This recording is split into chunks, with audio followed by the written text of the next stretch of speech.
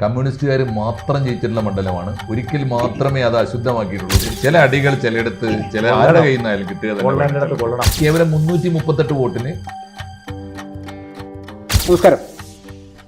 ഗ്രാമ്യാന്തരീക്ഷം തുളുമ്പുന്ന പാലക്കാട്, അവിടെയുള്ള ആലത്തൂർ, ഒരുപാട് സവിശേഷതകളുള്ള ഒരു ഇടമാണ് ആലത്തൂർ. ആലത്തൂർ എന്ന് പറയുമ്പോൾ നമ്മൾ ആദ്യം കേട്ടിട്ടുള്ളത് ആലത്തൂർ നമ്പിമാരെ കുറിച്ചാണ്. അഷ്ടവൈദ്യന്മാരുടെ പരമ്പരയിൽപ്പെട്ടവരല്ലെങ്കിൽ തന്നെ വൈദ്യത്തിൽ വളരെയധികം കേളികേട്ട ഒരു കുടുംബമാണത്. ആ കുടുംബത്തിൽ വലിയ അത്ഭുതകരമായിട്ടുള്ള മിറക്കിൾ ക്യൂർ എന്ന് പറയുന്ന പോലെ അത്ഭുതകരമായിട്ടുള്ള ചികിത്സകൾ കിട്ടിയിട്ടുണ്ടെന്നാണ് പറയുന്നത്. ഇതിന് കൊട്ടാരത്തിൽ ശങ്കുണ്ണി അദ്ദേഹത്തിൻ്റെ ഐതിഹ്യമാലയിൽ പരാമർശിക്കുന്നത് അശ്വനി ദേവകളുടെ ഒരു അനുഗ്രഹം അവർക്ക് കിട്ടിയിട്ടുണ്ടെന്നാണ് പറയുന്നത്. ഇതിൽ മിത്തുമുണ്ട്, ചരിത്രമുണ്ട്, രണ്ടും കൂടെ കെട്ട് പിണഞ്ഞു കിടക്കുന്ന ഒന്നാണത്. അപ്പോൾ അങ്ങനെ ഉള്ളതുകൊണ്ടാണെന്നാണ് ആ കുപ്രസിദ്ധി. പക്ഷേ പിൽക്കാലത്ത് ഇതേ കുടുംബത്തിൽ നിന്ന് സാഹിത്യത്തിലും പത്രപ്രവർത്തനത്തിലും മുഖമുദ്ര സ്ഥാപിച്ച അനുജൻ നമ്പി എന്ന് പറയുന്ന ആൾ തന്നെ വന്നിട്ടുണ്ട്. അതുപോലെ തന്നെ ഇവിടെ ഈ മണ്ഡലം എന്നുള്ള നിലയിൽ ഇത് പ്രസിദ്ധമാകുന്നത് EMS നമ്പൂതിരിപ്പാട് 1977 അവിടെ മത്സരിച്ച് ജയിച്ചതുകൊണ്ട്. ഈ ആലത്തൂർ എന്ന പേര് ഞാൻ വായിക്കുന്നത് കേരളത്തിന്റെ നവോത്ഥാന ചരിത്രത്തിലാണ് ആദ്യമായിട്ട്. ബ്രഹ്മാനന്ദ ശിവയോഗിയുടെ ആശ്രമം ഉള്ളത് അവിടെയാണ്. ബ്രഹ്മാനന്ദ ശിവയോഗിയുടെ പ്രശ്നം എന്ന് വെച്ചാൽ, സാധാരണ നമ്മുടെ യോഗിമാരെന്നും സന്യാസിമാരെന്നും വ്യത്യസ്തമായി ഒരു ആചാരവും ഇല്ലാത്ത, ഒരു പ്രതിഷ്ഠയും ഇല്ലാത്ത, ഒരു വിഗ്രഹാരാധനയിലും വിശ്വാസമില്ലാത്ത, ഈ സകല യുക്തിവാദികൾക്കും സ്വീകാര്യനായ അദ്ദേഹം ബ്രഹ്മസമാജത്തിന്റെ ആളായിട്ടാണ്, ബ്രഹ്മസമാജത്തിന്റെ പ്രചാരകനായിട്ടാണ് വന്നത്. വേദങ്ങളിലും ഉപനിഷത്തുകളിലും അവർക്ക് വിശ്വാസം മാത്രമേ വിശ്വാസമുള്ളൂ. അതാണ് അവരുടെ പ്രത്യേകത. മറ്റൊരു ആചാരങ്ങളും ഉപചാരങ്ങളും ചടങ്ങുകളും യാഗങ്ങളും ഒന്നും അവർക്ക് വിശ്വാസമില്ല. അദ്ദേഹം ഇപ്പോ മരിച്ചിട്ട് എനിക്ക് തോന്നുന്നു ഏതാണ്ട് ഈ 100 കൊല്ലത്തോളായി അല്ലേ ഏതാണ്ട്. പിന്നെ അദ്ദേഹത്തിന്റെ ആശ്രമം ഉണ്ടാകുന്നത് തന്നെ 1907 മറ്റുമാണ്. എന്ന് പറഞ്ഞാൽ 120 കൊല്ലം കഴിഞ്ഞു. 120 കൊല്ലമായി ആ ആശ്രമം ഉണ്ട് അവിടെ. അപ്പോൾ ബ്രഹ്മാനന്ദ ശിവയോഗിയുടെ നാട് എന്ന നിലയിൽ സാംസ്കാരിക കേരളത്തിന്, പ്രബുദ്ധ കേരളത്തിന്, നവോത്ഥാന കേരളത്തിന് പ്രാധാന്യമുള്ള ഒരു സ്ഥലം കൂടിയാണ് ആലത്തൂർ. ഒരുപാട് നമ്മുടെ പഴയ ഉത്സവങ്ങളും കാര്യങ്ങളും കൊണ്ട് ഒക്കെ സമ്പന്നമാണ് ആലത്തൂർ ഭാഗം, വിശേഷിച്ചും പാലക്കാട് ജില്ല. നമുക്കതറിയാം, ഈ കുമ്മാട്ടി ഉത്സവം ഇങ്ങനെയൊക്കെയുള്ള. പിന്നെ മാത്രമല്ല, ഈ ആലത്തൂരിന് തൊട്ടടുത്താണ് നമ്മുടെ ഈ ഒടിയൻ സിനിമ ഷൂട്ട് ചെയ്ത തേങ്കുറിശി. തേങ്കുറിശി അടുത്താണ്, വളരെ അടുത്താണ്. അപ്പോൾ പണ്ട് കാലത്ത് കാളവണ്ടികളിലും മറ്റും ഈ കച്ചവടത്തിനായിട്ട് പൊള്ളാച്ചി ഭാഗത്തേക്ക് പൊയ്ക്കൊണ്ടിരിക്കുന്നതും ഒടിയൻ വരുന്നതും. അപ്പോൾ ഇതൊക്കെ പണ്ട് കാലത്ത് നമുക്ക് കുഞ്ഞുകാലത്ത് ഞാൻ ഒടിയനെ കുറിച്ച് കേട്ടിട്ടുണ്ട്, പാലക്കാട് പോയിട്ടുണ്ട്. അപ്പോൾ ഇത്തരം ഒരുപാട് കഥകളും ഒക്കെ ആയിട്ട് ഈ അന്നൊക്കെ നമ്മുടെ സുഹൃത്തുക്കളൊക്കെ പറയുന്നത് ഒരു 7 മണി 7:30 കഴിഞ്ഞാൽ പിന്നെ വീട്ടിന് കഥകട ചകത്തിരിപ്പാ. അപ്പോൾ ഒടിയൻ്റെ ഒടിയന്മാരെ പേടി ഒടി വിൽക്കുക. അപ്പോൾ അങ്ങനെയുള്ള വളരെ രസകരമായ ഈ നാട്ടിലെ ചില ഉത്സവങ്ങളും. അപ്പൊ ഇന്നൊക്കെയാണ് വലിയ മാറ്റം വന്നത്. അപ്പൊ EMS പോലും ജയിച്ച മണ്ഡലം എന്ന് സാറ് പറഞ്ഞപ്പോഴാണ് ആലത്തൂരിന്റെ വേറൊരു പ്രത്യേകത ഞാൻ ശ്രദ്ധിച്ചത്. കമ്മ്യൂണിസ്റ്റുകാർ മാത്രം ജയിച്ചിട്ടുള്ള മണ്ഡലമാണ്. ഒരിക്കൽ മാത്രമേ അത് അശുദ്ധമാക്കിയിട്ടുള്ളൂ കോൺഗ്രസ്സുകാർ. അത് AV ഗോപിനാഥ് മത്സരിച്ചപ്പോൾ കഷ്ടിച്ച് ജയിച്ചു പോയി എന്നതാണ്. AV ഗോപിനാഥ് മത്സരിക്കുന്നത് 91-ലാണ്. കേവലം 338 വോട്ടിന് കഷ്ടിച്ച് ഒരിക്കൽ മാത്രം ഒരു കോൺഗ്രസ്സുകാരൻ ജയിച്ച മണ്ഡലമാണ്. അന്ന് മുതൽ ഇന്ന് വരെ അദ്ദേഹം കോൺഗ്രസ് അതോടെ പോവുകയും ചെയ്തു. 57 തൊട്ട് ഇന്ന് വരെയുള്ള എല്ലാ തെരഞ്ഞെടുപ്പുകളിലും CPM ഓ CPI ഓ കമ്മ്യൂണിസ്റ്റുകാർ മാത്രം ജയിച്ചിട്ടുള്ള മണ്ഡലമാണ്. അതുകൊണ്ട് ആ മണ്ഡലത്തിന്റെ സ്വഭാവത്തെക്കുറിച്ച് ഏറെ ഒന്നും നമുക്ക് ആലോചിക്കാൻ. തീർച്ചയായിട്ടും ഇനിയിപ്പോ ചെയ്യേണ്ടത് ഈ തെരഞ്ഞെടുപ്പിൽ ആര് ജയിക്കും അല്ലെ, ഈ തൊട്ടു മുമ്പിലെത്തി നിൽക്കുന്ന നിയമസഭാ തെരഞ്ഞെടുപ്പിൽ ആര് ജയിക്കുമെന്നാണ് നമ്മുടെ വിശകലനം. അതിന്റെ കണക്കുകളും ആലോചനകളും ഒരു സെൻറ്റൻസ് കൂടി പറഞ്ഞോട്ടെ. ഈ പാലക്കാടുമായി അടുത്ത ബന്ധമുണ്ടായിരുന്ന ഒരാളാണ്, വിവാഹം വഴിയായാലും ഇങ്ങനെ KP കേശവമോഹനന്റെ പേര് കോഴിക്കോട്ടുകാരനാണ്. കുടുംബ ബന്ധങ്ങൾ പാലക്കാടുണ്ട്. പിന്നെ അതുപോലെ ചെമ്പൈയുടെ വൈനാഭാഗരുടെ ഇങ്ങനെയുള്ള ആ പ്രദേശം ആ ചുറ്റാകെ സമ്പന്നമാണ്. ഗായത്രിപ്പുഴ. ഇങ്ങനെ ചുരുക്കത്തിൽ അവിടെ പോകാനും കാണാനും ഏറെ ഇനിയുമുണ്ട്. തീർച്ചയായിട്ടും ഇനി കാണാൻ പോകുന്നത് തെരഞ്ഞെടുപ്പിന്റെ പൂരമാണ്. തെരഞ്ഞെടുപ്പിനുള്ള കണക്കുകളിലേക്കും വസ്തുതകളിലേക്കും വിശദാംശങ്ങളിലേക്കും നമ്മൾ പോകുമ്പോൾ പ്രേക്ഷകരോട് ഒരു അപേക്ഷയുണ്ട് അല്ലെ. ആ മണ്ഡലം ഈ വരുന്ന നിയമസഭാ തെരഞ്ഞെടുപ്പിൽ ആര് ജയിക്കും, ആർക്കൊക്കെ എന്ത് വോട്ട് കിട്ടുമെന്ന് പ്രവചിക്കാനുള്ള അവസരം പ്രേക്ഷകർക്കാണ്. ഉറപ്പായുണ്ട്.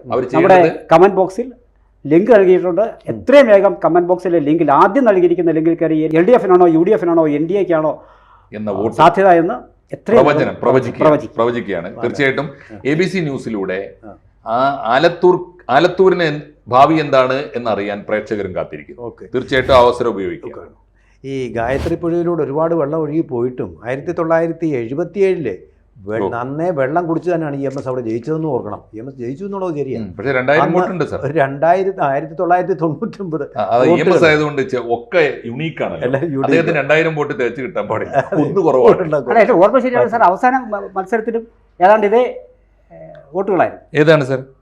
EMSന്റെ അവസാന മത്സരത്തിൽ മറ്റൊരു പട്ടാമ്പിയിലും ഏതാണ്ട് വളരെ നേരിയ. പക്ഷേ ആ വിജയത്തിന് വലിയ തിളക്കമുണ്ട്. നമുക്ക് ആ പട്ടാമ്പി ചർച്ച ചെയ്യുമ്പോൾ ചർച്ച ചെയ്യാം. കാരണം വിമോചന സമരത്തിന് ശേഷം EMS നമ്പൂതിരിപ്പാടിനെ കബറടക്കാനുള്ള ആഹ്വാനങ്ങൾ കേരളം മുഴുവൻ പട്ടാമ്പി മുസ്ലിം ഭൂരിപക്ഷ മണ്ഡലമാണ്. അവിടുത്തെ പാവങ്ങളായ മുസൽമാന്മാർ ഉൾപ്പെടെ വലിയ ആവേശത്തോടെ EMSനെ ജയിപ്പിച്ചു. പട്ടാമ്പിയുടെ കണക്ക് നമുക്ക് വേറെ പറയാം. തീർച്ചയായിട്ടും ഇപ്പോ ആലത്തൂരിന്റെ സാധ്യതകൾ പറയും. KD പ്രസേനൻ ഇപ്പൊ നല്ല ഭൂരിപക്ഷത്തിലാണ് ജയിച്ചിരിക്കുന്നത്. EMSന്റെ ഒക്കെ ഭൂരിപക്ഷത്തിന്റെ ഒരു 10 ഭൂരിപക്ഷത്തോടുകൂടി ഈ കഴിഞ്ഞ രണ്ട് തെരഞ്ഞെടുപ്പിൽ 2016 2021 KD പ്രസേനൻ തന്നെയാണ്, CPMന്റെ നേതാവായ KD പ്രസേനാണ് ജയിച്ചത്. ഭൂരിപക്ഷത്തിൽ ചെറിയ വ്യത്യാസം വന്നു എന്നല്ലോ. 2016 അദ്ദേഹം 36,000 വോട്ടിന് ജയിച്ചു. 2021 അത് ചെറിയ കുറവിന് 34,118 ജയിച്ചു. KD പ്രസേനന്റെ എതിർ സ്ഥാനാർത്ഥിയായിട്ട് 2016 UDF നിന്ന് മത്സരിച്ചത് കേരള കോൺഗ്രസ് എമ്മിന്റെ നേതാവ് അഡ്വക്കേറ്റ് K കുശാലകുമാറാണ്. കേരള കോൺഗ്രസിന് പാലക്കാട് ജില്ലയിൽ ഒരു സീറ്റ് കൊടുത്തതാവാം പ്രാതിനിധ്യത്തിന് വേണ്ടി. പക്ഷേ 36,000 വോട്ടിന് KD പ്രസേനൻ ജയിച്ചു. 2021 വന്നപ്പോൾ ആ സീറ്റ് UDF കോൺഗ്രസ് നേരിട്ട് ഏറ്റെടുത്തു. പാളയം പ്രദീപ് എന്നൊരു കോൺഗ്രസ് നേതാവാണ് മത്സരിച്ചത്. അതിന്റെ ഗുണമുണ്ടായി. കേരള കോൺഗ്രസ് എം മത്സരിച്ചപ്പോൾ 35,146 വോട്ടേ കിട്ടിയുള്ളൂ. എന്നാൽ UDFന് വേണ്ടി കോൺഗ്രസ് തന്നെ ആ സീറ്റ് നേരിട്ട് ഏറ്റെടുത്തപ്പോൾ അതിന്റെ നേരിയ വർധനവുണ്ടായി. 40,535 വോട്ട് അവർ നേടി. അപ്പോഴും KD പ്രസേനന്റെ വോട്ട് അതനുസരിച്ച് KD പ്രസേനന്റെ ഭൂരിപക്ഷം 34,000 കുറയുകയും ചെയ്തു. 2,000 വോട്ട് കുറഞ്ഞു. ഇനി അതിൽ ആകെ പരിശോധിക്കേണ്ട ഒരു കാര്യം BJPക്ക് എന്ത് കിട്ടിയെന്നാണ്. രണ്ട് തെരഞ്ഞെടുപ്പിലും BJP ആണ് നേരിട്ട് അവിടെ മത്സരിച്ചത്. ഒന്നാമത്തെ 2016 തെരഞ്ഞെടുപ്പിൽ MP ശ്രീകുമാർ മാസ്റ്റർ മത്സരിച്ചു. 19,610 വോട്ട്, 20,000 വോട്ട് കിട്ടി. എന്നാൽ അടുത്ത തെരഞ്ഞെടുപ്പിൽ BJPയുടെ വോട്ട് ബാങ്കിൽ നിന്ന് നേരിയ ചോർച്ചയുണ്ടായി. പ്രശാന്ത് ശിവൻ എന്ന സ്ഥാനാർത്ഥി മാറിയതുകൊണ്ടാവാം, പ്രശാന്ത് ശിവൻ എന്ന പേരുള്ള BJP നേതാവ് മത്സരിക്കുന്നു. അവിടെ കിട്ടിയ വോട്ട് അവർക്ക് 2,000 വോട്ട് കുറഞ്ഞ് 18,349 വോട്ടായിട്ട് കുറഞ്ഞിട്ടുണ്ട്. BJPയുടെ നില കാര്യമായി കുറഞ്ഞു എന്ന് പറഞ്ഞുകൂടാ. ഇനി നമുക്ക് നോക്കേണ്ടത് പാർലമെന്റ് തെരഞ്ഞെടുപ്പിൽ ഈ മൂന്ന് കക്ഷികളുടെയും നില എന്താണ്? പാർലമെന്റ് തെരഞ്ഞെടുപ്പിൽ 2002 മണ്ഡല പുനർനിർണയത്തിന് ശേഷമാണ് വാസ്തവത്തിൽ ആലത്തൂര് ഉണ്ടാകുന്നത്. അപ്പോൾ അങ്ങനെയാണെങ്കിൽ ഇപ്പോൾ 4 തിരഞ്ഞെടുപ്പാണ് അതിനകത്ത് ഉണ്ടായിട്ടുള്ളത്. ഒന്ന് ആദ്യം PK ബിജുവിന് ശേഷം പിന്നെ രമ്യ ഹരിദാസ്, അതിന് ശേഷമാണ് ഇപ്പോൾ നമ്മുടെ രാധാകൃഷ്ണൻ. അവിടെ ഒരു അപകടമുള്ളത് ആലത്തൂർ സംവരണ മണ്ഡലം കൂടിയാണ്, ലോക്സഭയിലേക്ക് സംവരണ മണ്ഡലമാണ് ഇപ്പോഴും. അപ്പോൾ ഇതാണ് അവിടുത്തെ സ്ഥിതി. 2002 ഉള്ള നിർണയത്തിന് ശേഷമാണ് പുതിയ ഈ മണ്ഡലം ഉണ്ടാകുന്നത്. അവിടെ ഈ ലോക്സഭാ മണ്ഡലം പരിശോധിച്ചാൽ അതിൽ ആലത്തൂർ മണ്ഡലത്തിൽ കിട്ടിയ കണക്കുകൾ അപ്പോഴും അത് കമ്മ്യൂണിസ്റ്റുകാർക്ക് വലിയ അഭിമാനം നേടിക്കൊടുത്ത മണ്ഡലമാണ്. കാരണം ഈ ആരൊക്കെ തോറ്റപ്പോഴും എല്ലാവരും തോറ്റടിഞ്ഞപ്പോഴും അല്ലേ അവിടെ രാധാകൃഷ്ണൻ ജയിച്ചു കയറിയ 19 ആരിഫും 24 ആരിഫും ഇവിടെ രാധാകൃഷ്ണനുമായി. അതെ, തീർച്ചയായും. അപ്പോൾ ഇനി ആ കണക്കുകളിലേക്ക് വന്നാൽ UDFന് ആലത്തൂർ നിയമസഭാ മണ്ഡലത്തിൽ ലോക്സഭാ തെരഞ്ഞെടുപ്പിൽ ലഭിച്ച വോട്ട് എന്ന് പറയുന്നത് 55% വോട്ടുകളായിരുന്നു 19. 73,120 വോട്ടുകളാണെന്ന് ലഭിച്ചത്. LDFന് 37.9, 50,407 വോട്ടുകൾ ലഭിച്ചു. NDAക്ക് 5.2 ലഭിച്ചത്.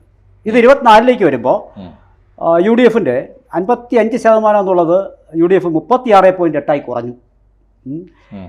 LDFന് അന്ന് ലഭിച്ചിരുന്ന 19 ലഭിച്ചിരുന്ന 37.9 43.6 മാറി. NDAക്ക് 5.2 ലഭിച്ചിരുന്നത് 17.7 വർദ്ധിച്ചു എന്നുള്ളതാണ്. അപ്പോൾ നേരത്തെ നമ്മളൊരു പ്രശാന്ത് ശിവനെ പറഞ്ഞിരുന്നല്ലോ, BJPയുടെ തീപ്പൊരി നേതാവാണ് അദ്ദേഹം. 21 ചില ഇടയ്ക്ക് ചില വിഷയങ്ങൾ കൂടെ ഉണ്ടായിരുന്ന ഓർമ്മയുണ്ടാവും. അപ്പോൾ ഈ ആലത്തൂര് നല്ല പോക്കറ്റ്സ് CPMന് വിശേഷിച്ചും LDFന് വിശേഷിച്ചും CPMനുള്ള സ്ഥലമാണിത്. പക്ഷേ എങ്കിൽ കൂടിയും അവിടുന്ന് ഒരു ഭാഗത്തു കൂടി ഇവർ വളർന്നു വരുന്നു എന്നുള്ള ലക്ഷണമാണ് ഈ പെർസെൻറ്റേജും വോട്ടും കാണിക്കുന്നത്. ആർഷോയെ അടിച്ച ആ പ്രശാന്ത് ശിവനാണ് ഈ തീപ്പൊരി എന്ന് ഞാൻ പറയാനുള്ള കാരണം ഞാനത് പ്രത്യേക കാര്യം മെൻഷൻ ചെയ്തില്ലാന്നേ ഉള്ളൂ. അതെ അതെ തീർച്ചയായും. അപ്പോൾ അവന്റെ ജില്ലാ പ്രസിഡന്റ് ആണ് അല്ലേ? അതെ, ബി ജെ പിയുടെ യുവ നേതാവാണ്, യുവ കേസരിയാണ്, ജില്ലാ പ്രസിഡന്റ് ആണ്. പിന്നെ ആർഷോക്ക് 2 അടി കൊടുത്തപ്പോ പ്രമുഖനായും ചെയ്തു, പ്രശസ്തി കിട്ടി. പിന്നെ വേറെ ഒന്നുണ്ട്, ചില അടികൾ ചിലയിടത്ത് ചില ആരുടെ കയ്യിൽ നിന്നായാലും കിട്ടുക തന്നെ കൊള്ളണം. തീർച്ചയായിട്ടും. പടക്കം പൊട്ടുന്ന പോലെ അടിയുടെ ശബ്ദം തീർച്ചയായിട്ടും. എന്താണ് ഏറ്റവും ഒടുവിലത്തെ തദ്ദേശ സ്വയംഭരണ സ്ഥാപനങ്ങളിലേക്ക് വരുമ്പോൾ ആലത്തൂരിൽ UDF ലഭിച്ചിരിക്കുന്ന 49,173 വോട്ടുകളാണ് ആലത്തൂരിൽ ലഭിച്ചിരിക്കുന്നത് UDF-ന്. മറിച്ച് LDF 67,400. ഞാൻ നേരത്തെ പറഞ്ഞിരുന്നല്ലോ, LDF നല്ല സ്വാധീനമുണ്ട്, അത് നിലനിർത്താൻ അവർക്ക് കഴിഞ്ഞു എന്നുള്ളതാണ്. 67,000-ലധികം വോട്ടുകൾ ലഭിച്ചിട്ടുണ്ട്. BJPക്ക് 18,132 വോട്ട്. അത് ഈ പറഞ്ഞതുപോലെ വളരെ പരിതാപകരമായ ഒരു അവസ്ഥയിലേക്ക് പുറകോട്ടാണ് പോകുന്നത്. പക്ഷേ ഇത് ലോക്സഭയായിരുന്നു, അതിലൊരു ലോക്കൽ ബോഡി ആയിരുന്നു, എന്നിട്ടും അവർക്ക് അതിനകത്ത് തിളങ്ങാൻ കഴിഞ്ഞില്ല. അതാണ് കണക്കുകൾ കാണുന്നത്. ലോക്സഭയിലെ കണക്ക് ഈ പഞ്ചായത്ത് തെരഞ്ഞെടുപ്പിലും തീർച്ചയായിട്ടും UDF-ന് ഒരു ലീഡ് വന്നിട്ടുണ്ട്. അത് പാലക്കാട്ട് പോലും വന്നു, അതും ആലത്തൂരിൽ വന്നു എന്നത് ചെറിയ സൂചനയല്ല. മൊത്തത്തിൽ നമ്മൾ നോക്കുമ്പോഴും തദ്ദേശ തെരഞ്ഞെടുപ്പിൽ UDF-ന് നേട്ടം വന്നതുപോലെ തന്നെ LDF-ന് കുറഞ്ഞു, BJP NDA-ക്കും അതുപോലെ തന്നെ കുറഞ്ഞിട്ടുണ്ട്. അതാണ് അത്. UDF-ന് ഇവിടെ പിന്നെ വോട്ട് കുറവാണ് ചെയ്യുന്നത്. ഇവിടെ ആലത്തൂർ UDF-ന് വോട്ട് കുറഞ്ഞിട്ടുണ്ട്. UDF-ന്റെ വോട്ട് തീർച്ചയായിട്ടും സാർ പറഞ്ഞല്ലോ. ഓക്കെ, അങ്ങനെയാണെങ്കിൽ ഇനിയിപ്പോൾ നമ്മുടെ മുമ്പിലുള്ളത്, തൊട്ട് മുമ്പിൽ എത്തി നിൽക്കുന്ന നിയമസഭാ തെരഞ്ഞെടുപ്പിൽ ആലത്തൂർ മണ്ഡലത്തിൽ എന്തെങ്കിലും മാറ്റങ്ങൾ വരുമോ? KD പ്രസേനൻ 2 തവണ MLA ആയിട്ടുള്ളൂ, അതുകൊണ്ട് വീണ്ടും അദ്ദേഹം തന്നെ മത്സരിക്കുമായിരിക്കും. UDF-ൽ നിന്ന് ആര് വരും എന്ന് നമുക്ക് പറഞ്ഞുകൂടാ. ആര് വന്നാലും UDF-ന്റെ വോട്ടിന് എന്ത് സംഭവിക്കും? LDF-ന്റെ വോട്ട് ഷെയറിൽ എന്ത് മാറ്റം വരും? NDA അവിടെ പുതിയ തന്ത്രങ്ങളുമായി രംഗത്ത് വരുമ്പോൾ, പാലക്കാട് ജില്ലയാണ്, പാലക്കാട് നഗരസഭ ഉൾപ്പെടെ NDA-ക്ക് BJPക്ക് മനസ്സ് വെച്ചാൽ നല്ല മുന്നേറ്റം നടത്താവുന്ന ഒരു മണ്ഡലം തന്നെയാണ്. അതിന്റെ സാധ്യതയാണ് ഇനി നമുക്ക് അറിയേണ്ടത്. സാധ്യത പറയേണ്ടത് നമ്മളല്ല, തീർച്ചയായിട്ടും ജനാധിപത്യത്തിൽ നിങ്ങളുടെ പ്രേക്ഷകരാണ്. ഞങ്ങളുടെ കമന്റ് ബോക്സിലേക്ക് എത്തുക. ആദ്യം തന്നെ നൽകിയിരിക്കുന്ന ലിങ്കിൽ ക്ലിക്ക് ചെയ്ത് LDF-നാണോ UDF-നാണോ NDA-ക്കാണോ എന്ന് പ്രവചിക്കുക. എത്രയും വേഗമാകട്ടെ. യെസ്. 2026 കേരളത്തിൽ ആര് ജയിക്കും? ABC മലയാളം ഒരുക്കുന്ന ജനകീയ പോളിംഗിൽ നിങ്ങൾക്കും പങ്കാളികളാകാം. നിങ്ങൾ ചെയ്യേണ്ടത് ഇത്രമാത്രം: ഡിസ്ക്രിപ്ഷനിലും കമന്റ് ബോക്സിലും കാണുന്ന ലിങ്കിൽ ക്ലിക്ക് ചെയ്ത് നിങ്ങൾക്ക് വോട്ട് ചെയ്യാം. ദയവായി നിങ്ങൾ പോളിൽ പങ്കെടുത്തതിന് ശേഷം ആ ലിങ്ക് ഷെയർ ചെയ്യുക, ലൈക്ക് ചെയ്യുക.